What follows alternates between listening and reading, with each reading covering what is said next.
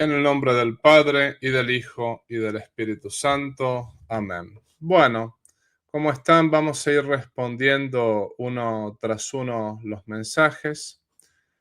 Primer correo electrónico. Gracias, Padre. Espero que responda a mis preguntas. Mi nombre es fulano de tal, soy de tal país. Buenas noches. Dios la bendiga y espero que haya tenido un buen día. Padre, ¿qué libro me recomienda para aprender más de los padres de la Iglesia y los padres del desierto y saber más sobre ellos y sobre historia de la Iglesia y España y de ahí las leyendas negras? Y lo último, Padre, si el juramento antimodernista de San Pío X se me olvidó en la encíclica, pero la pregunta es, ¿lo ha hecho? ¿Lo haría tanto privadamente y públicamente en la Santa Misa y en la parroquia? Los sacerdotes no tenemos que hacer más este juramento, lamentablemente, ¿no? Yo particularmente ya lo hice hace mucho tiempo, el juramento antimodernista, entonces no necesito hacerlo dos veces. Lo haría una segunda vez con muchísimo gusto, pero lo hice más bien privadamente. Ya no hay más juramento antimodernista, lamentablemente, ojalá eso volviese. Después, ¿qué libro me recomienda para aprender más de los padres de la Iglesia? Bueno, de los padres de la Iglesia, el libro que yo recomiendo es el libro de Daniel Ruiz Bueno, Los Padres Apostólicos, y también recomiendo el libro de Benedicto XVI sobre los padres de la Iglesia. Esos dos. Y después dice... también, bueno, puedes leer, por ejemplo, las obras completas de San Cipriano de Cartago, sobre todo el de Unitate Ecclesiae. Ese es otro librazo, ¿no? Que lo debo tener por acá, si bien no me equivoco, este libro lo debo... Sí, acá está. A ver si lo llevo a agarrar. Este libro que ves acá, este es el libro de las obras completas de San Cipriano de Cartago, de Gil Tomayo. Así que este es muy bueno por ese lado, ¿no? Y también otro libro que te conviene leer es Historia Eclesiástica, de Eusebio de Cesarea. Ese también es otro libro que te recomiendo, ¿no? Vamos a ver qué otra cosa habías preguntado. Y saber más y sobre la verdadera historia de la Iglesia, yo te recomiendo que también, por ejemplo, compres La nave y las tempestades de el padre Alfredo Sáenz, después Las leyendas negras de Vittorio Messori.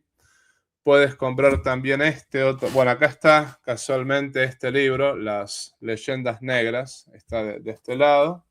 Y también tienes este otro, que por ejemplo, si quieres aprender más de la Inquisición, La Inquisición, un tribunal de misericordia, de Cristian Rodrigo Iturralde. Esos libros son muy útiles. También, bueno, Que no te la cuenten, del padre Javier Olivera Rabasi, ¿no? También Mentiras, de Cristian Rodrigo Iturralde, o por ejemplo 1492, también del mismo autor. Esos libros son buenos. Creo que respondí tu pregunta. Si queda algo más por responder, digamos que me avisas, ¿no? Bueno, voy a ir al segundo. Dice, primera pregunta. De las ciencias o lógica material se ha demostrado en la economía que los bancos privados crean dinero y controlan las economías. ¿El Estado debería controlar ese poder o debe ser privado? Es una muy buena pregunta. Yo creo, más bien dicho, siguiendo un poco la doctrina social de la Iglesia, que el Estado lo que tiene que controlar es que no haya una acumulación de riquezas. Por ejemplo, lo que sería injusto es que el 5% de la población tenga absolutamente todo y el resto no tenga nada. La propiedad privada tiene que respetarse ciertamente, pero ante catástrofes naturales o ante problemas en los cuales se está sufriendo toda la población, está bien que el Estado le pida a los particulares que socorran con sus bienes a los que tienen menos capacidad, por ejemplo. Entonces, la propiedad privada está aceptada, lo mismo los bancos privados. Lo que el Estado tiene que controlar es que, bueno, que que los bancos privados no sean un monstruo que acaparen todo y que no le dejen nada al resto de la población, ¿no? Ese es el punto, que no haya porque el capitalismo salvaje es lo que está mal, o sea, que haya una beta muy grande entre los que son muy ricos, que son por ahí un 5% de la población, y después que el 95% se muera de hambre, eso estaría mal, ¿no? Pero la propiedad privada es correcta. Segundo, soy socialista que lucha por la desigualdad. En la política electoral entre los socialistas y liberales se ha metido la religión protestante con apoyo de los sionistas cristianos que dicen que en la teoría es una cosa y en la práctica hacen otra. Deberían enfrentarlos apoyando el catolicismo. Voy a leer de vuelta esta segunda. Dice, mi trasfondo bibliográfico en la religión desde la filosofía aristotélica hacia el noajanismo del judaísmo rabínico y estudio actualmente el catolicismo. Soy socialista que lucha por la desigualdad. En la política electoral entre los socialistas y liberales se ha metido la religión protestante. Con apoyo de los sionistas cristianos que dicen que en la teoría una cosa y en la práctica otra. Obviamente que yo pienso que el catolicismo es la solución a todo esto, ¿no? Pero el socialismo no sería la solución porque el socialismo en realidad, en sus bases más fanáticas, lo que hacen es usar a los pobres como excusa para perpetuarse en el poder. Y después el sistema socialista, en lugares, por ejemplo, donde no son tan fanáticos, de todos modos, hacen iguales a los que no se puede hacer iguales, como por ejemplo el papá y la mamá no son iguales a los hijos, son iguales en dignidad, pero la autoridad de los papás es importante en la familia. Los hijos no pueden decir, bueno, somos iguales, no te respetamos nunca más. O por ejemplo, el patrón y el empleado son iguales en dignidad, pero el patrón tiene que mandar. Muchas veces lo que hace el socialismo es igualar a todos y no respetar los distintos oficios, o no respetar la autoridad, o no respetar los distintos rangos. Entonces, lo que sucede en una sociedad socialista es que muchas veces sucede que la autoridad está muy menospreciada y hay veces que se contrapone grupos generando odio entre ellos. Eso sucede mucho con la ideología del género, por ejemplo, ¿no? El catolicismo, por ese lado, lo que yo te diría es, está en contra del liberalismo, está en contra de la izquierda, está en contra de la masonería. El catolicismo busca el reinado social de Jesucristo y al mismo tiempo, bueno, el catolicismo y el patriotismo no están contrapuestos el uno con el otro, ¿no? Desde ese punto. Después, ¿cuál es el método de interpretación de la Biblia? Dice, ¿cómo se ordena todo desde la teología natural, teología revelada, teología moral y hasta el derecho natural? Bueno, el método de interpretación de la Biblia es el método hermenéutico. Sin embargo, la correcta interpretación de la Biblia la da el catolicismo, porque justamente esto yo te recomendaría que leas el libro de Dan Turbina, que es ¿Cuál es la iglesia verdadera? Sin un magisterio infalible, es imposible darle a la Biblia una correcta interpretación. Entonces lo que te puedo decir acá es que la correcta interpretación de la Biblia se tiene que usar el magisterio de la Iglesia Católica. Esto lo podemos conversar largamente, pero esto es así, ¿no? Después dice, he escuchado que hay profecías que se tienen que cumplir como la del anticristo. ¿Debo combatir a los cristianos sionistas o es una pérdida de tiempo y dejar que se cumplan esas profecías con el sufrimiento de poblaciones enteras, como se ve en la economía capitalista? En fin, acá lo que te voy a responder por lo siguiente, lo que te voy a decir es lo siguiente, ni el sionismo, ni el capitalismo salvaje, ni la izquierda, ni ninguna de esas ideologías son la solución al problema. La solución al problema es, digamos, el reinado social de Jesucristo. Hay que buscar que Cristo reine y obviamente que, por ejemplo, no todos los cristianos son sionistas, no todos los cristianos son liberales, no todos los cristianos son zurdos o de izquierda.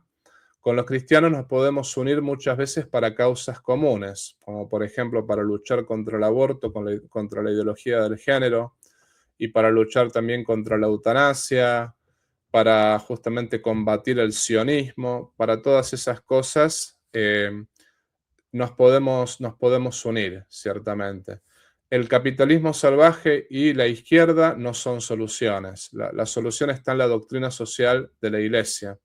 Porque la izquierda también, la izquierda socialista de Fidel Castro, resulta que es un capitalismo de Estado. Mientras Fidel Castro tenía en su banco 1.000 millones de dólares, resulta que la gran población se moría de hambre. Esa era la situación, ¿no? Entonces, la solución es la doctrina social de la Iglesia. Algunos dicen que es inaplicable, pero yo pienso que es aplicable. Es aplicable en una sociedad cristiana, el problema está que no estamos en una sociedad cristiana. Y después, cuidado, el sionismo está mal y el sionismo hay que combatirlo, pero no todos los judíos son sionistas. Yo tengo amigos judíos que no son sionistas y justamente hay que tener mucho cuidado con meter a todos los judíos en la misma bolsa, porque obviamente que el sionismo es el error que hay que combatir, el sionismo. Pero una cosa es ser antisionista y otra cosa es ser antijudío.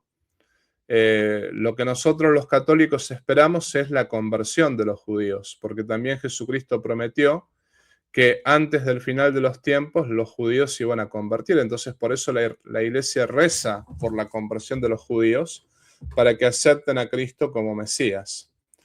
Entonces ese es el punto principal, ¿no? Después, al ser nuevo estudiando el catolicismo, ¿qué teoría ofrece la Iglesia Católica para mejorar la economía, la política y un nuevo sistema económico político diferente al liberalismo actual? Te recomiendo que leas la Rerum Novarum, si no la leíste, digamos, de León XIII, ¿no? Me parece que esa es la encíclica que tienes que leer, ¿no? La Rerum Novarum.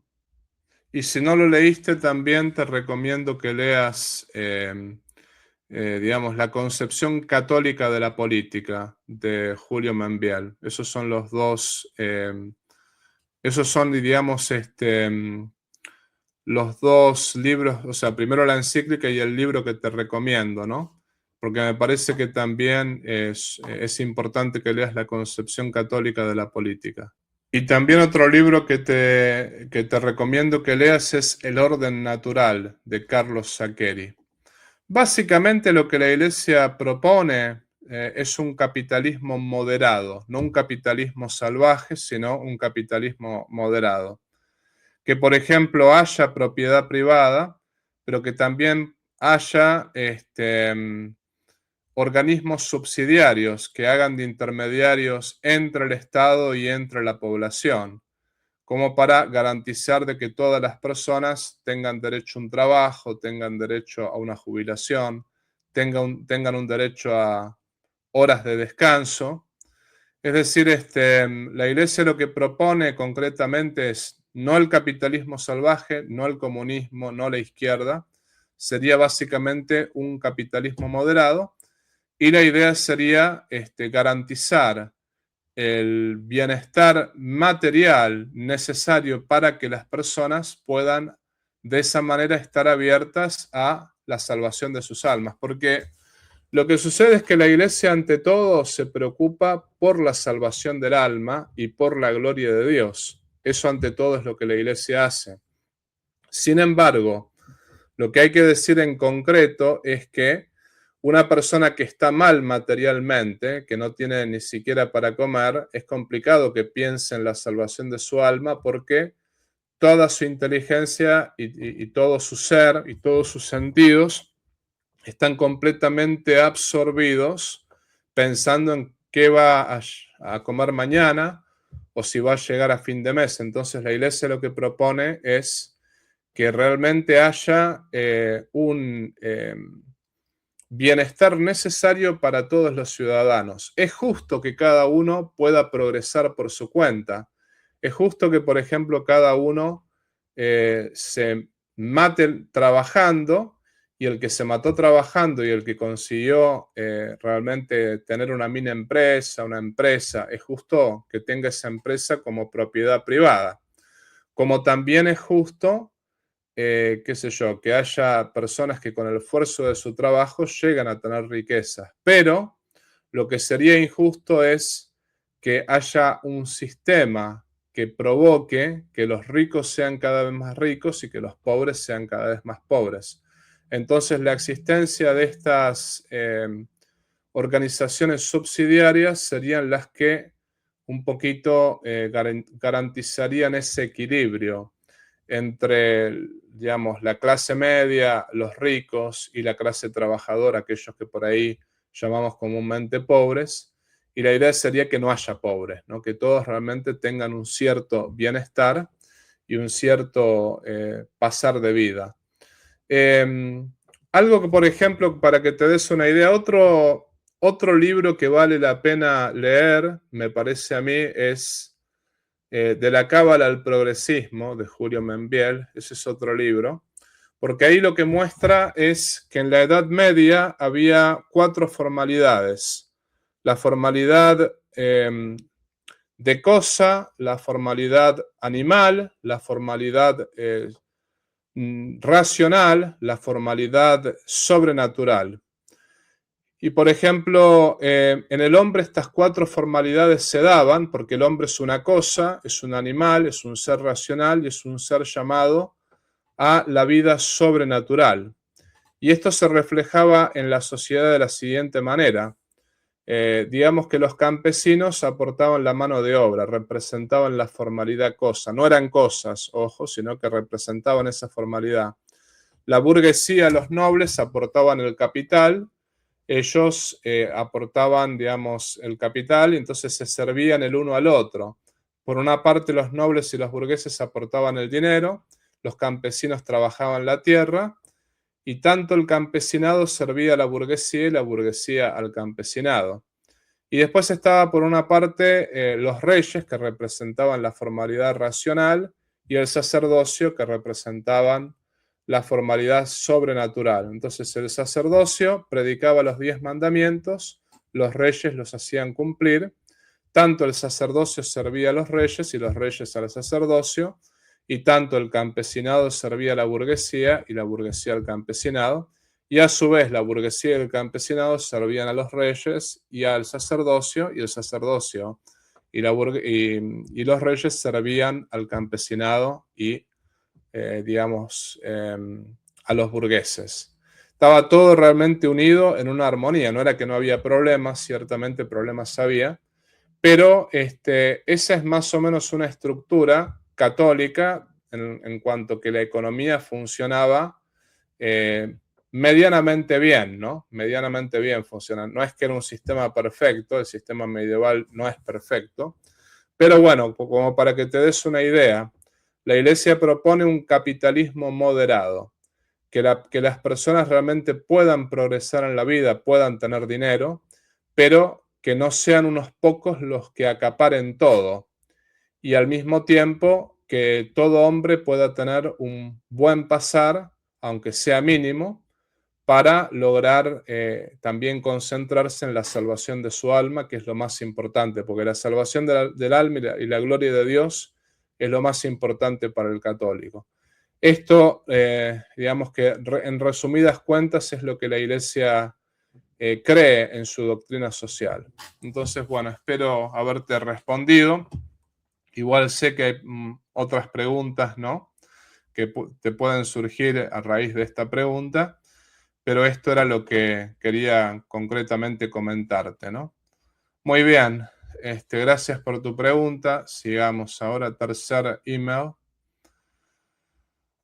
Pido su bendición, Padre, de parte de fulano de tal, un confirmado desde hace un año, gracias a la misericordia y gloria eterna de Dios. Como es un mail largo, no, creo que lo pueda leer, ¿no? Quisiera comentarle este caso particular sobre mi nación y pedirle su consejo y orientación. Es insistente en esta nación si quiera fomentar y proponer. Es inexistente en esta nación si quiera fomentar o proponer la Santa Misa Tridentina para nosotros los laicos. El clero se ha conformado con la Santa Misa Novus Ordo, y si bien es completamente válida, no posee esa síntesis de máxima reverencia y solemnidad. El connacional mío vive en la precariedad y siempre sobre el esfuerzo para llegar a lo cotidiano. Para muchos, el hecho de formarse en la fe o estudiar liturgia queda atrás porque no es importante en comparación a todos los grandes problemas que una nación arruinada nos puede dar.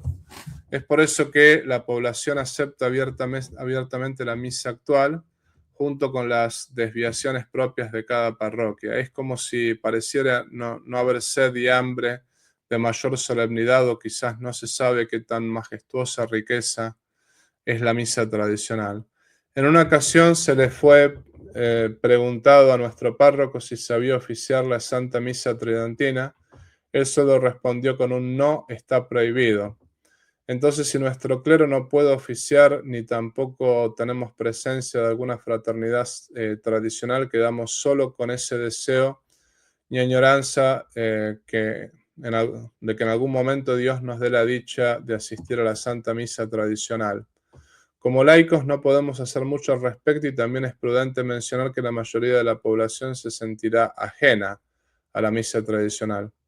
¿Qué podemos hacer nosotros, los que deseamos participar de la misa tradicional en una nación que le parece no importar? Gracias, Padre, por su piedad en leer hasta acá.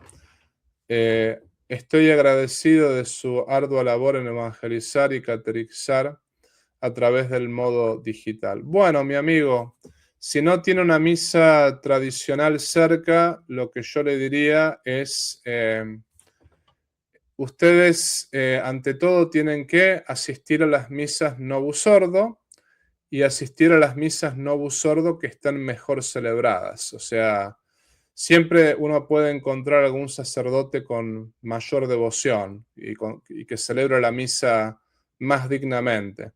Entonces traten de, de asistir a alguna misa Novus Ordo bien celebrada.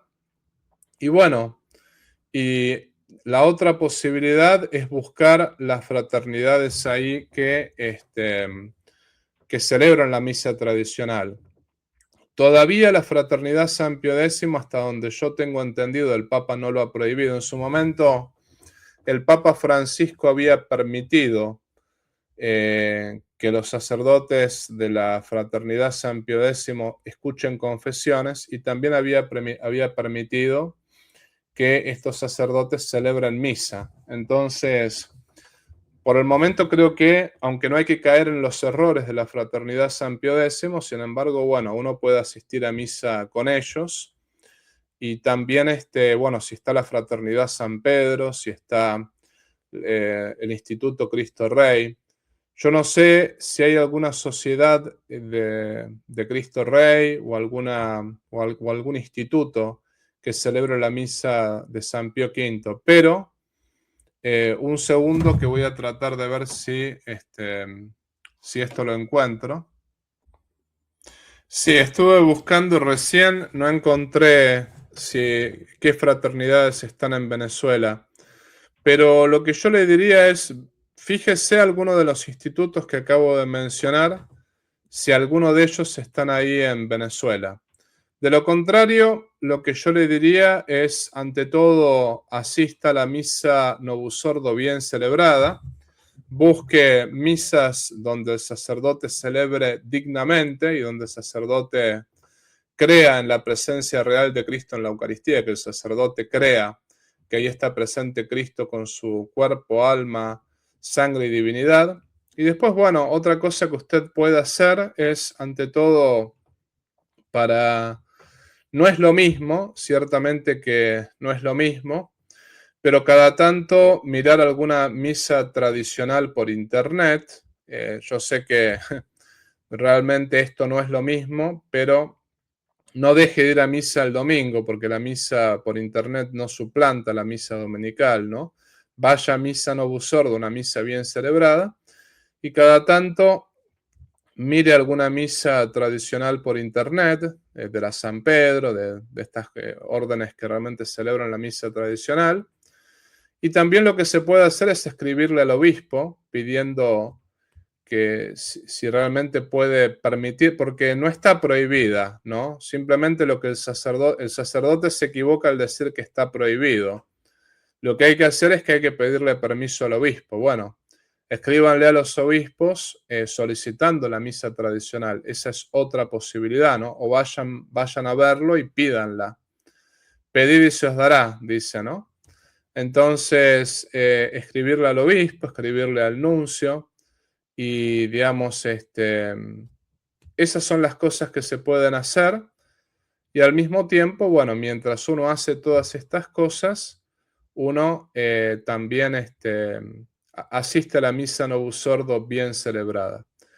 Y recemos para que Dios suscite obispos y sacerdotes que quieran celebrar la misa tradicional, porque digamos que esa misa no, estoy seguro que no va a morir, que Dios la va a mantener, porque es una misa que ha dado tantos santos y Dios no va a permitir que sea eliminada.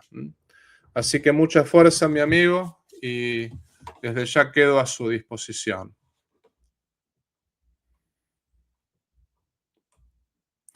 Acá estoy en el cuarto mail. Mire, la que me escribe el cuarto mail largo con los problemas del papá, usted no tiene obligación de hablar con su papá. Eso no si su papá es tan hiriente, usted no tiene obligación de hablar con su papá. Una cosa es perdonarlo en el corazón, una cosa es realmente, tenemos que perdonar ciertamente, pero una cosa es eso y otra cosa es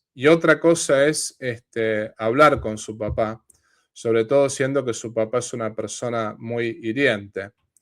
Yo lo que le diría es que si usted no se siente realmente lista para hablar con su papá, no hable con él.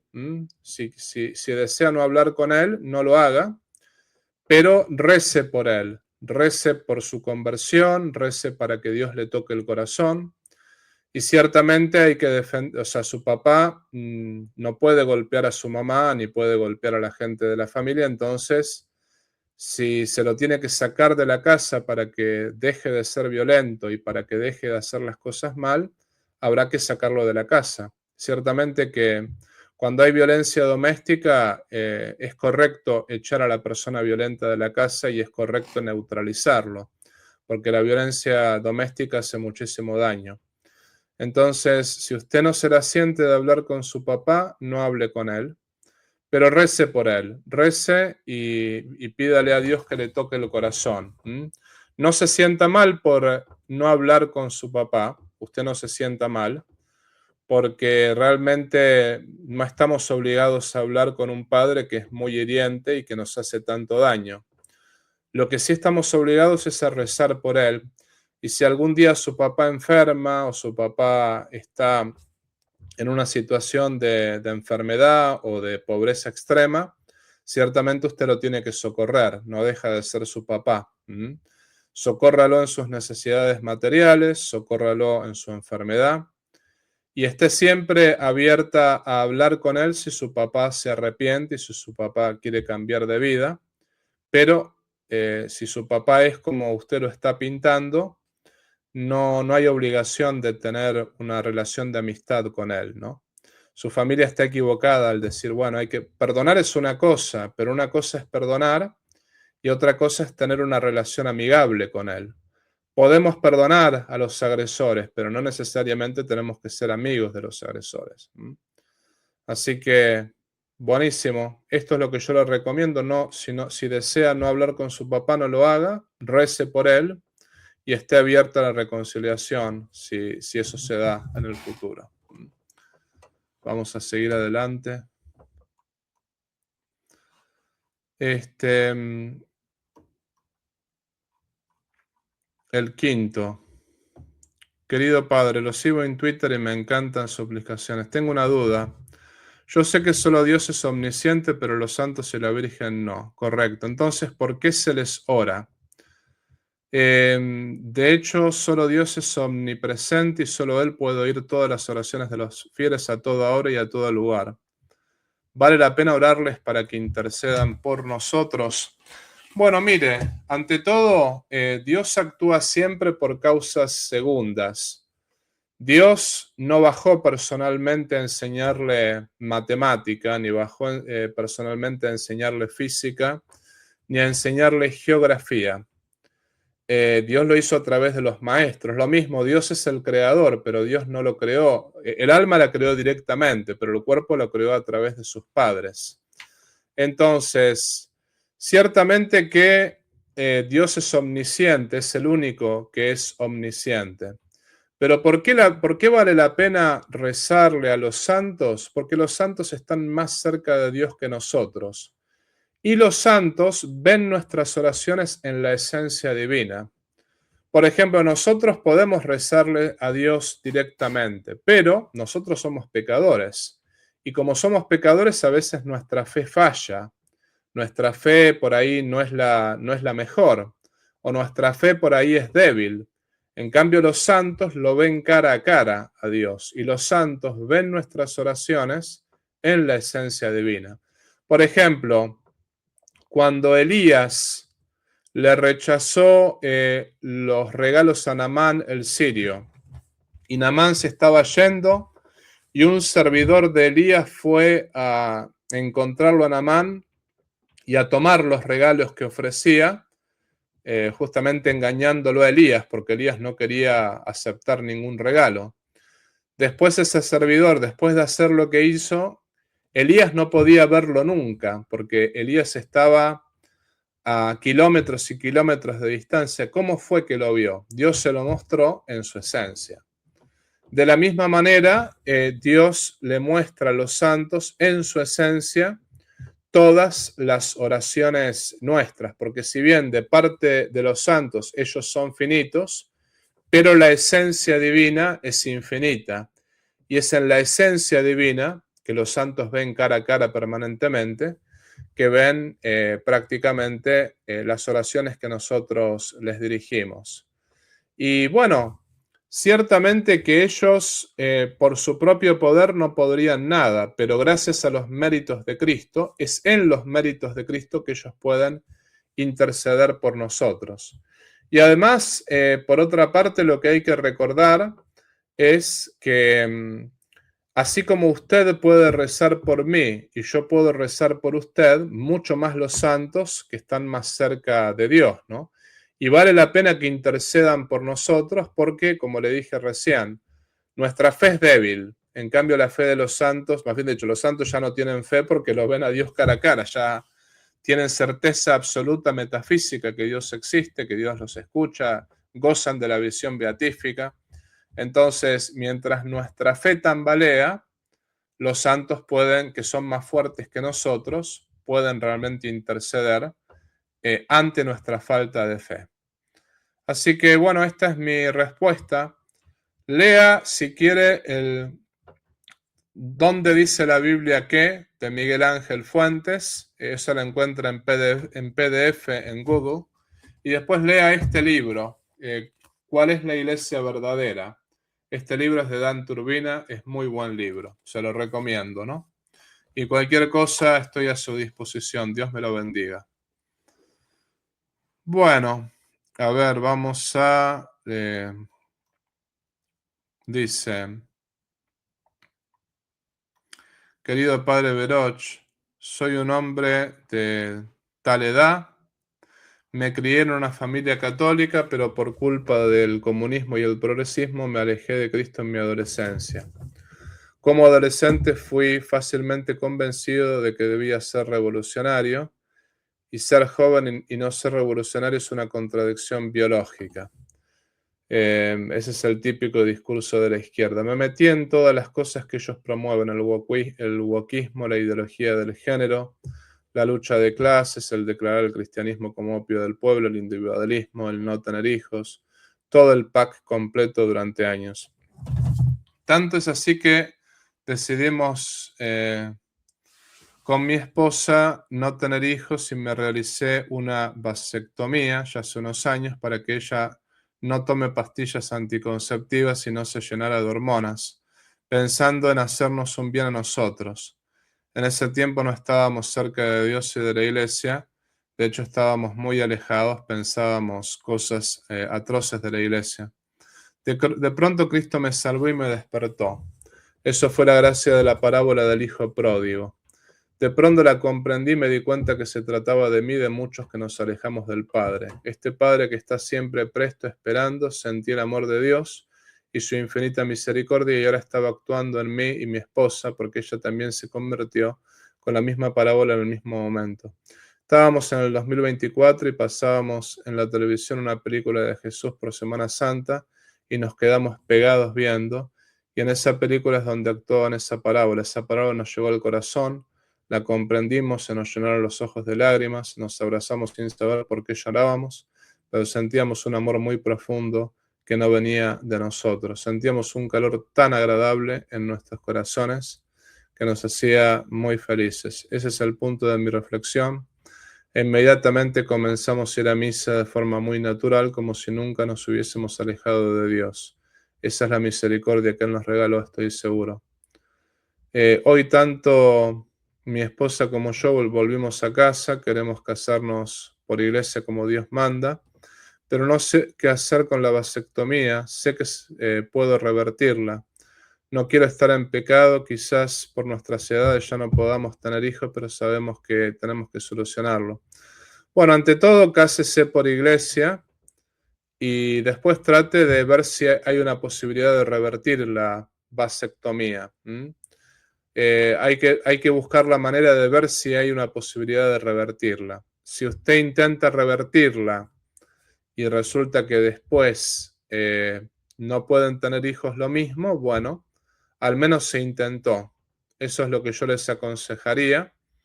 Y bueno, consideren la posibilidad también de, en el caso de que no puedan encontrar un médico que los ayude a revertir lo de la vasectomía, yo lo que les aconsejaría es consideren la posibilidad de adoptar un hijo también, que eso es un modo de reparar, ¿no?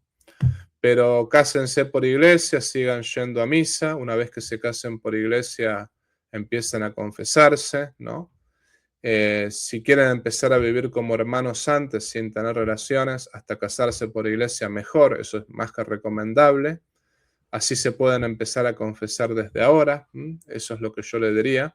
Mientras antes se empiecen a vivir en gracia, mejor.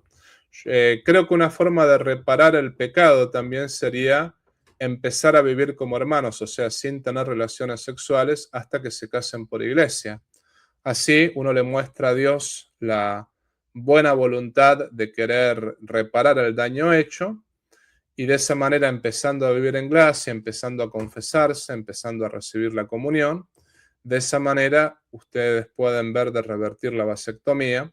Y si no se puede revertir, bueno, piensen en la adopción, que es una posibilidad, ¿no? Pero bienvenido a casa. La misericordia de Dios es infinita, así que bienvenido a casa. Me alegro muchísimo por esta gran noticia, tanto suya como de su esposa. Y adelante, mi amigo, no hay pecado que Dios no pueda perdonar. Este es el consejo que les doy, quedo a su disposición y rezo por ustedes. Después, séptima. Soy católico practicante desde hace 15 años, también me gusta la política. He quedado fascinado por una discusión en X sobre las atrocidades cometidas por los ateos versus las atrocidades cometidas por los cristianos. Ha estado usted brillante, me ha faltado tiempo para seguirle en todas las plataformas que usted utiliza. Tengo continuamente un dilema moral, puesto que mi punto de vista funcional de ser humano creo que es liberal. De hecho, creo que el liberalismo, el fundado en la Escuela de Salamanca, es de origen profundamente cristiano. Hay otros puntos de vista cristianos con ideología opuesta al liberalismo más cercana al colectivismo, pero intento continuamente cazar mis pensamientos que coinciden con el liberalismo. La visión cristiana, por supuesto, estoy en contra del aborto y mi deseo es que fuera ilegal y más adecuadamente que no sea una opción. Mi sensación también es que Dios nos ha dado en esta vida total libertad, pero implicado consecuencias positivas y negativas de los actos, y Jesucristo siempre proponía y rara vez obligaba. ¿Podría usted explicarme si el liberalismo es compatible con el catolicismo? Bueno, una cosa es el liberalismo en lo económico, ese es otro tema, pero después el liberalismo es incompatible con el catolicismo porque el liberalismo exalta la libertad humana como si fuese un dios. El liberalismo, de alguna manera, brota de la misma fuente del comunismo que es Hegel. Y esa fuente es siempre intrínsecamente anticatólica. El liberalismo tiene como base, para que usted se dé una idea, el non-serviam de Satanás. Y al mismo tiempo que tiene el non-serviam, tiene también como base el pecado de Adán y Eva. Por ejemplo, la famosa, el comer la manzana, ¿no? El comer la manzana. Comer la manzana no era solamente una desobediencia, sino más. Por ejemplo, ¿qué le dijo la serpiente a Eva? Si ustedes comen de esa manzana, seréis como dioses, conocedores del bien y del mal. ¿Qué significaba eso? Que el hombre iba a decidir qué estaba bien y qué estaba mal al margen de los mandamientos divinos, al margen de lo que Dios quiere. Es decir, no iban a seguir los mandamientos divinos, sino que iban a seguir sus propios mandamientos, sus propios caprichos. Entonces, en cuanto a tal, lo mismo el principio libertario del respeto irrestricto al proyecto del prójimo. No se puede respetar lo que es malo. Por ejemplo, si el proyecto del prójimo es mutilarse, un hombre mutilado, un hombre que dice ser mujer, pero es hombre porque es un hombre mutilado. No podemos respetar ese proyecto, porque ese proyecto es un proyecto malo. Obviamente no vamos a encarcelar a ese hombre, no lo vamos a perseguir, pero tenemos que decirle a la sociedad que eso está mal. Lo que sucede con el liberalismo es que al exaltar tanto la libertad humana, lo que hace es darle libertad a los errores, y los errores no hay que acordarse que el mal ejemplo que una persona pervertida o corrupta le da a la sociedad es un ejemplo que atrae a la perdición a muchísimos. El ejemplo que da, por ejemplo, el lobby gay, el lobby LGBT, es un ejemplo que lo han seguido muchos porque es la atracción al mal, la atracción a lo que es dañino, la atracción a lo que es diabólico, ¿no? Entonces, yo le recomiendo, por ahí esto es para una charla un poquito más larga. Una cosa es el liberalismo en lo económico. El liberalismo en lo económico es otra discusión. Existe cierta libertad de comercio, es decir, existe el capitalismo moderado, bueno, en fin. Pero es muy distinto el liberalismo propuesto por la Revolución Francesa, o por ejemplo el liberalismo propuesto por la derecha hegeliana. Es un liberalismo que va contra los principios cristianos. También puede leer la Immortale Dei, ¿no? Esa encíclica Immortale Dei, esa es de León XIII, que León XIII condenó el liberalismo. Y también puede leer la Concepción Católica de la Política de Julio Membiel y El Orden Natural de Saccheri. Esos libros ayudan mucho a ordenar la cabeza. Dios me lo bendiga. Cualquier cosa a su disposición. Octavo.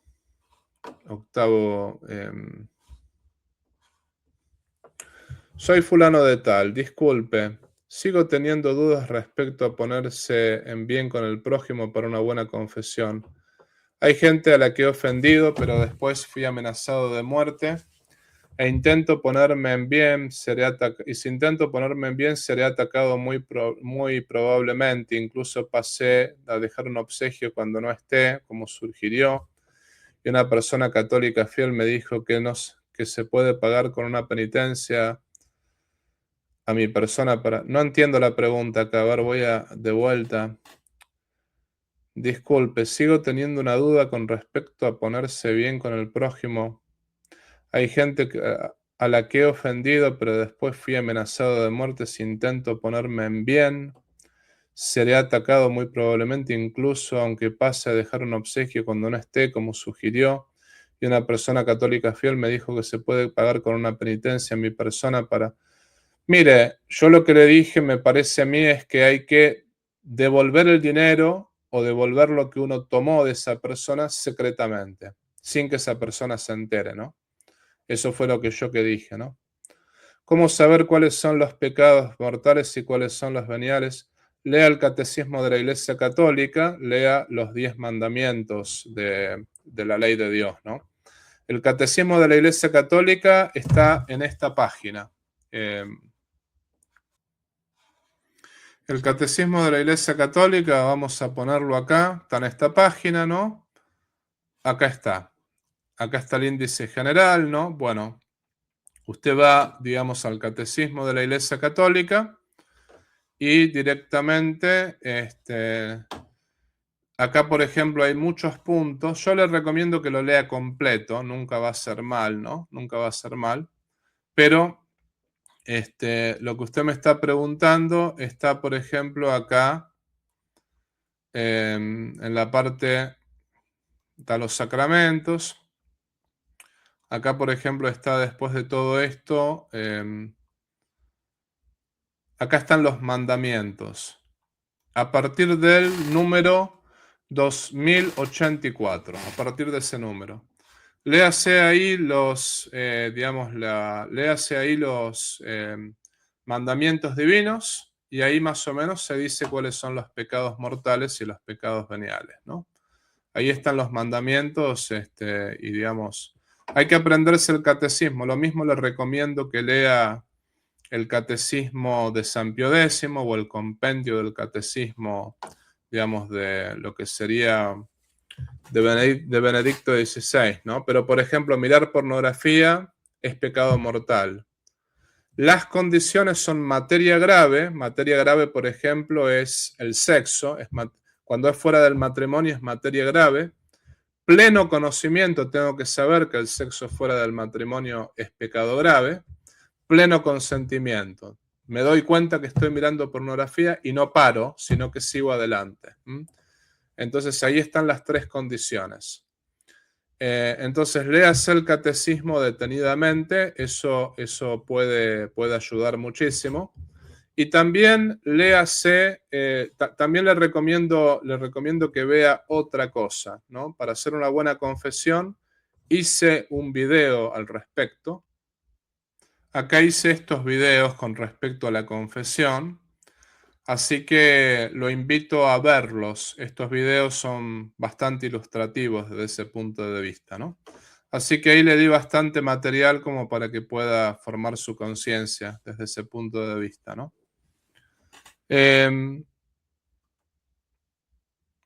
Después dice, ¿hasta qué punto? Y después con respecto a lo primero, lo que hay que hacer es reparar el daño hecho, de alguna manera, secretamente o públicamente. Ese es el punto, ¿no?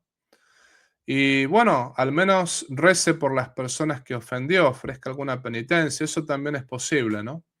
Pero si usted, por ejemplo, le debe $100 a una persona y no se los puede devolver a esa persona porque esa persona lo va a amenazar de muerte, en todo caso, directamente ofrézcaselo a algún pobre, pero no se quede con los $100, ¿no? El ladrón nunca se puede beneficiar, ¿no? y rece por las personas a las cuales ha ofendido, ¿no? Después, ¿hasta qué punto se considera gula? Digamos que cuando ya duele el estómago y uno sigue comiendo, eso es gula. El padre Luis Toro enseña que no hablarle a alguien es una forma de odio y nunca en sus muchos videos que habla de ello especifica que a ciertas personas sí se les puede dejar de hablar. Él siempre menciona que pese a cualquier acto que haya sufrido, se le debe saludar naturalmente. ¿Es correcto o si hay excepciones de personas que se puedan ignorar? Si me va a preguntar a mí, no le pregunta a Luis Toro, porque lo voy a confundir. Quédese con el sacerdote que usted le consulte, pero no tiene que consultar a dos sacerdotes al mismo tiempo sobre el mismo tema, ¿no? Esto es lo que yo le voy a considerar, porque si ya lo vio en Luis Toro y yo lo contradigo al padre Luis Toro, entonces ¿quién de los dos tiene razón, no? Además, tampoco tengo el contexto de lo que dijo Luis Toro. El padre Toro no tengo el contexto.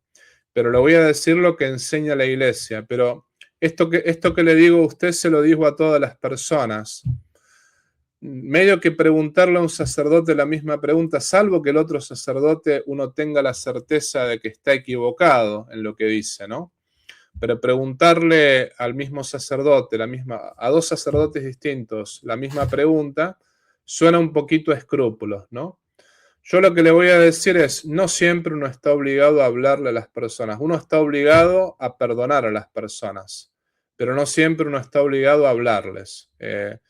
Ya respondí eso cuando le respondí a la persona, creo que del segundo o del tercer mail, esa es la respuesta, ¿no? Perdonar hay que perdonar a todos. Hablarse con las personas hay que ver, o sea, si uno no le habla por odio, ahí está el problema. Pero si uno no le habla porque hablarle a esa persona implica pelearse o implica herirse todavía mucho más, ahí la cosa es distinta. No es que uno odia a esa persona, sino que uno trata de directamente que no se provoque una pelea peor. Cuando dos personas ni bien se saludan, después se agarran a golpes, y bueno, a veces es mejor ni saludarse ni hablarse. Recen el uno por el otro, recen, deseense el bien, no se odien, busquen, si el otro está enfermo, ayudarlo en su enfermedad, perfecto, pero hay que ver las circunstancias. Hay tantas circunstancias como personas, entonces, por lo tanto, no sé en qué circunstancias habló el padre Toro, ¿no? Habría que ver en qué circunstancias, porque no todos los casos son iguales, ¿no? A raíz de esto último, decidir no hablarle a alguien en internet desconocido, y no, claro, en internet mucho menos, ¿no? No es odio no hablarle a un desconocido. Bueno, Dios me lo bendiga. No es que no se pueda consultarle a dos sacerdotes. Hay veces, lo que quiero aclarar acá es, hay veces que un sacerdote está diciendo algo erróneo. Por ejemplo, si un sacerdote dice que se puede utilizar anticonceptivos, que se puede utilizar preservativos, es justo consultarle a un sacerdote de buena doctrina, porque ese sacerdote está equivocado. Ahora, lo que usted comenta del padre Toro, el padre Toro seguramente habló en un contexto concreto. No creo que haya querido referirse a todos los casos, ¿no? Por eso es importante todo esto. Bueno, Dios me lo bendiga, mi amigo, cualquier cosa a su disposición.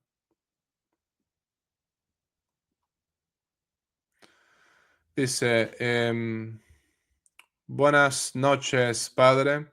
Le habla fulano de tal, desde tal lugar.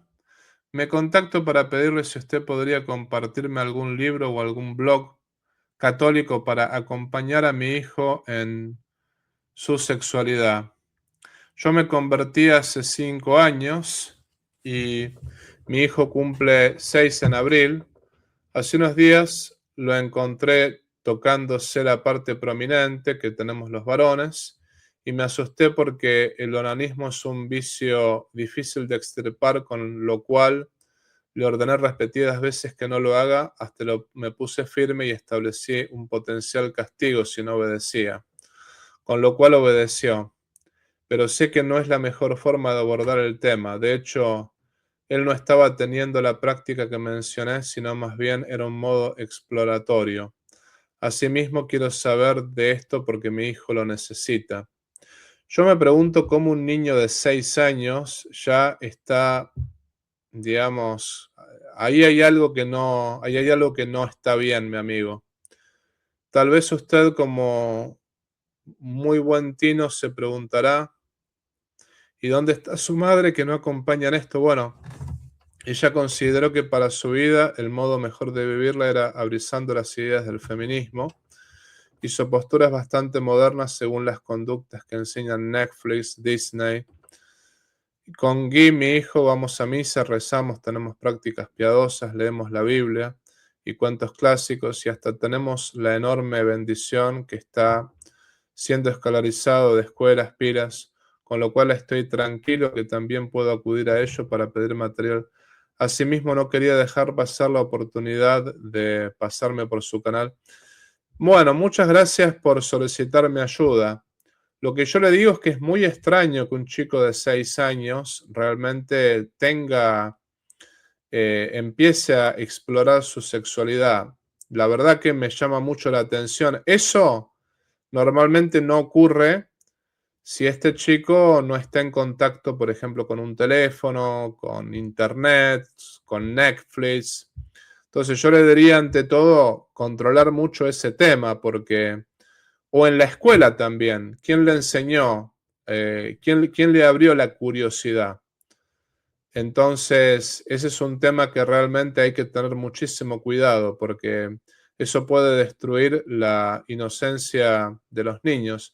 Ni siquiera tiene 6 años, tiene 5. Entonces, yo lo que le recomendaría ante todo es que por estos temas hay un muy buen libro que aunque realmente es un tema más bien para adultos, pero yo le recomiendo que lea el libro La castidad posible de Miguel Ángel Fuentes, que eso es una buena ayuda para después formar a los hijos, ¿no? Se llama La castidad posible. Y después también le recomiendo que por este tipo de casos lo contacte directamente al mismo padre Miguel Ángel Fuentes o a los que trabajan con él. Acá le dejo el blog.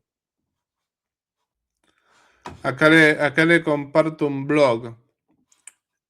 Este hombre, Miguel Ángel Fuentes, es especialista en estos temas, en temas de matrimonio y familia. Ojo que él es el verdadero teólogo responde. El verdadero teólogo responde, el que primero inició con este apostolado, es el padre Miguel Ángel Fuentes. No confundir con el falso teólogo, con el pseudo teólogo que es un tal Néstor Díaz. Néstor Díaz no, ese no es ni siquiera un teólogo, ¿no? Pero estamos hablando de Miguel Ángel Fuentes. Él es el teólogo responde, el padre Miguel Ángel Fuentes. Entonces acá tiene, por ejemplo, envíanos tu consulta. Le recomiendo que este tema lo hable con el padre Miguel Ángel Fuentes, que es especialista en todo lo que es matrimonio y familia. Yo podría aconsejarlo, pero tendríamos que hablar personalmente. Y la verdad que en un simple video no da para responder todas las alternativas que hay que responder. Pero yo ante todo le recomiendo que aleje a su hijo de todo lo que es internet, de todo lo que es Netflix, Disney y de todo lo que es cosas que le puedan así despertar la curiosidad. Y al mismo tiempo lo que yo le diría es controle mucho lo que le dan en la escuela. Lo mismo hay que ver si, digamos, su madre no es la que le abrió la curiosidad, esperemos que no, ¿no? Porque esto estaría muy mal. El niño en todo caso tiene que saber que un adulto no lo puede tocar. Eso está bien enseñárselos. Esa es la verdadera educación sexual, enseñarles que, bueno, que hay ciertos lugares donde el adulto no puede meter la mano, ciertamente, ¿no? Que el niño se dé cuenta cuando hay algo que estuvo mal, por ejemplo. Pero fuera de eso, el niño no tiene por qué tener esas curiosidades, sobre todo a esa edad, ¿no? Entonces, por eso controle mucho lo que le dan en el colegio, controle mucho también aquello que ven internet, aquello que ven la televisión, aquello que ven los medios en general, ¿no? Esto es lo que yo le diría, mi amigo. Y consulte esta página, envíe la consulta al padre Miguel Ángel Fuentes, que creo que no se va a arrepentir de hacerlo. Muy bien, que Dios lo bendiga y gracias por todo. Quedo a su disposición. Muy bien, vamos al último. Una aclaración, cuando escribí acerca de moral me refiero a toda moral, pues el comportamiento moral implica que no se tenga doblez, como dice Jesús en a Natael. Con San Pablo pasa eso, como él dice, él era un fariseo de la tribu de Benjamín, irreprochable en cuanto a la ley. Lo mismo puede haber sucedido con Atila, tenía una moral muy distinta a la cristiana, pero quizá era muy justo en la ley de los unos.